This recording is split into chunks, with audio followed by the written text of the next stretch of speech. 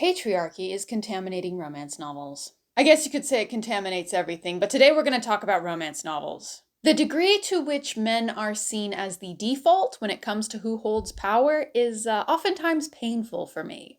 There are three closely related story elements that I see constantly in romance novels. They are similar and they all stem from patriarchy. And all of them have to do with seeing men as the default when it comes to who holds power.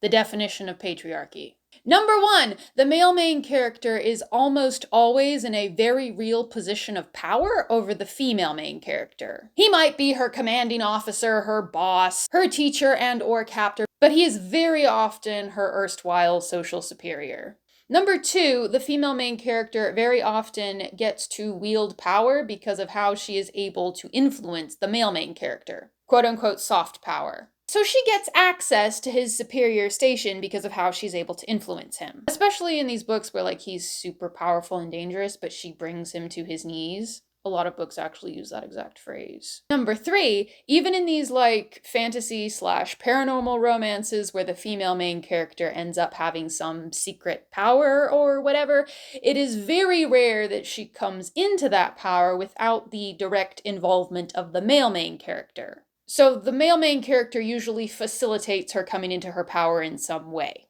either by teaching her or by providing her the resources to learn. I have read so many books that were recommended to me as having strong female lead or whatever, and I would actually read them and it would have one or more of these three things, and it's just this again?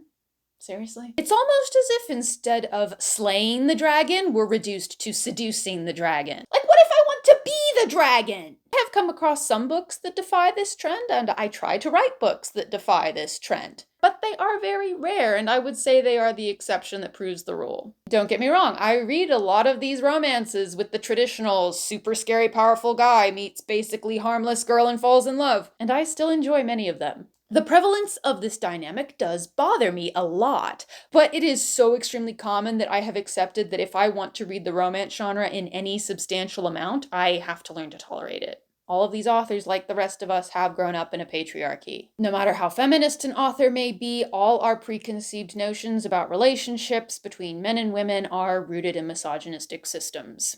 I used to think that some cultures were matriarchal, but after researching them a bit more, I think they would more accurately be described as matrilocal or matrilineal, which is a whole other topic. And it doesn't really matter to this discussion because the solution is not matriarchy. The solution to this problem is dismantling the idea that one group of people has the right to oppress another. The solution is recognizing the inherent worth and value of all human beings. It actually makes a lot of sense to me that patriarchy is everywhere. I ascribe to the teaching of the Bible, and patriarchy is actually described as part of the curse of Eve.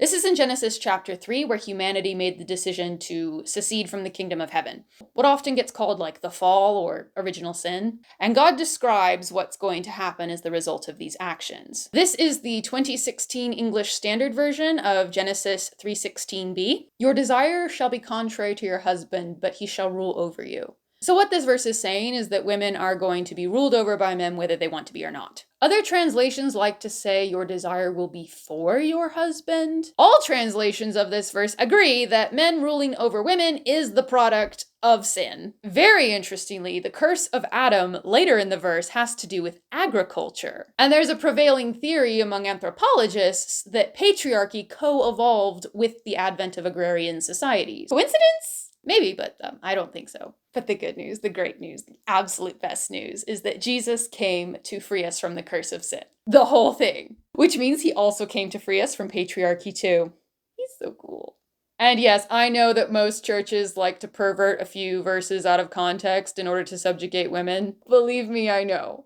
Patriarchy gets held up as holy when it's actually a product of evil, as is any system that seeks to subjugate human beings. From the beginning, it was not so. For more on this topic, I would recommend starting with The Making of Biblical Womanhood by Dr. Beth Allison Barr. She's a medieval history professor, and I think she takes a very balanced but also honest approach. But yeah, patriarchy is something that we all have to actively detox from. And it's an ongoing process, even for feminist romance authors.